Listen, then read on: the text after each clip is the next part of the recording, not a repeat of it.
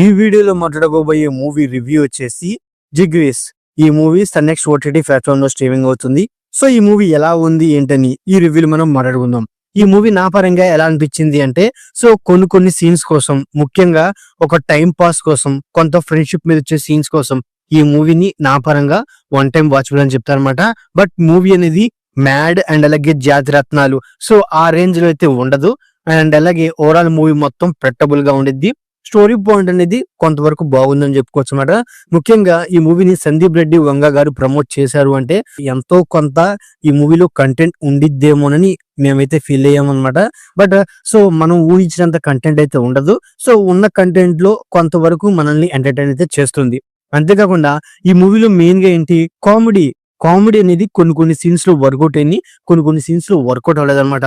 అది కూడా ఏవేంటే, so car repair scene అనేది అందులో కామెడీ అండ్ అలాగే ఆ కెమిస్ట్రీ అనేది చాలా బాగా వర్కౌట్ అయింది.